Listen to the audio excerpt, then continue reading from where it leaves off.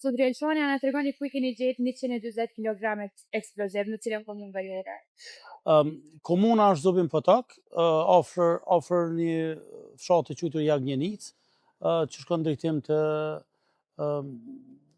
Junakës, një farzone e Zubin Potokut. Ato 140 kg, të cilat pas motjes kanë rezultu në atë sasi, kanë qenë të vendosur në një shtëpi të pabanume, cila është braktisnë edhe nuk ka mundësi me u banu këtu, nuk është teknikisht në rregull. Gjatë patrullimeve rutinë, njësitë e policisë së rendit kanë pranuar informacion se në atë vend mund të ketë diçka ilegale, kanë hyrë dhe kanë gjetë këtë sasi të madhe të eksplozivit. Përveç saj kanë gjetë edhe diçka tjetër. Ka qenë edhe një armë, duket të disa fishek, mirë po për neve kanë qenë rëndësishme kjo sasi shumë e madhe e eksplozivit. Sa raste të armbajtjes pa leje janë regjistruar këtë javë në komunat veriore, për shkak se kemi pasur që ka pas raste të ndryshme.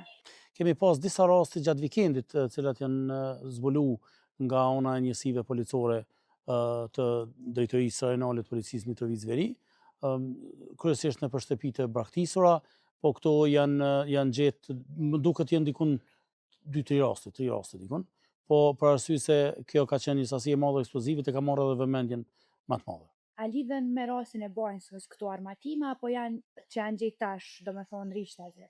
Nuk mund të themi se a lidhen me rastin e Banjskës për arsye se në timet ato të cilat e vlerësojnë një gjë tillë dhe e verifikohet kjo sasi eksplozivit. Ato që ne kemi mundësi me thonë është që nuk është diçka e jashtëzakonshme që ne me gjetë armë në shtëpi të braktisura apo të pabanueshme, për arsye se edhe në rast kemi pas raste kur pasi kemi gjetë në një rast caktuar një sasi të caktuar të armatimit, gjatë kontrollimit të vendit, jo bastisjeve, po gjatë kontrollimit të vendit, kemi gjetë nëpër tokë gjyksore, armatim të ndryshëm, granata, karikator, se njerëzit I kanë hudhur prej banesave po zonë, edhe prej shtëpive I kanë larguar në mënyrë që në rast se ne hyjmë nëpër to mos me I has, mos me I gjetë.